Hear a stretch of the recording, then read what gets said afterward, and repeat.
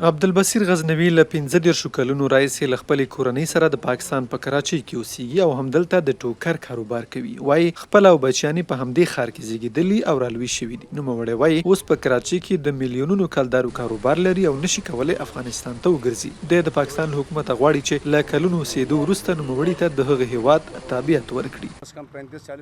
له 15 کلونو راهیسې په پاکستان کې یو. موږ دلته کسب و کار لرو. خلک زموږ شاوخوا 15 میلیونه او موږ د خلکو شاوخوا 10 میلیونه روپۍ پوره وړي. څنګه دا هر څه پرېښودای شو؟ بچیان مو دلته زده کړې کوي او ما پخپله هم دلته زده کړې کړي او موږ سوداګري لرو. څرنګه دا ځای پرېښودای شو؟ موږ افغانستان کې سوداګري نشو کولی.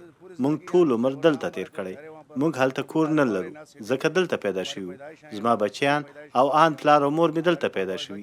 څرنګه هلته لاړ شو؟ امکان یې نشته.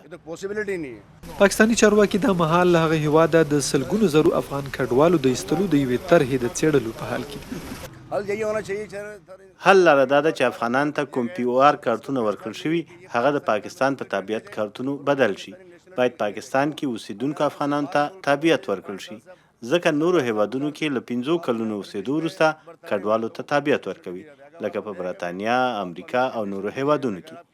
موږ له 15 تر 40 کلونو راهیسې دلته ژوند کړی. ولې تابعیت نشو اخیستی؟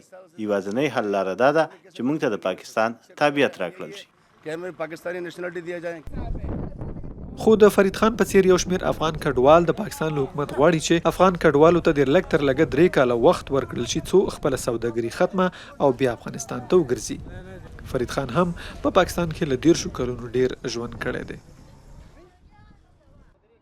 لږ تر لږه 2-3 کاله وخت نیسي.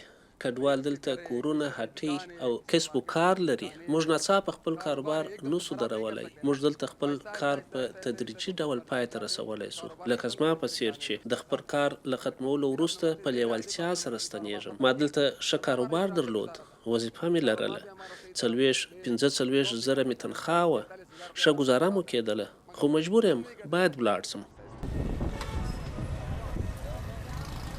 پاکستان کې د 1.5 میلیون افغان کډوالو د اوسېدو د کارتونو د تمدید سربیره هم هغه هیواد اعلان کړی چې سلګونه زره نور افغان کډوال چې هلته یې کلونه ژوند کړی اخراجوي.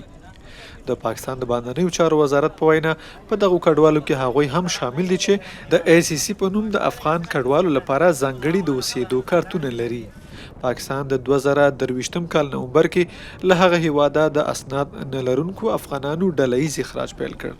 د رسمي شمیرو له مخې له هغې نیټې تر اوسه له 1.5 میلیون ډیرو افغانانو پاکستان پریښی دی.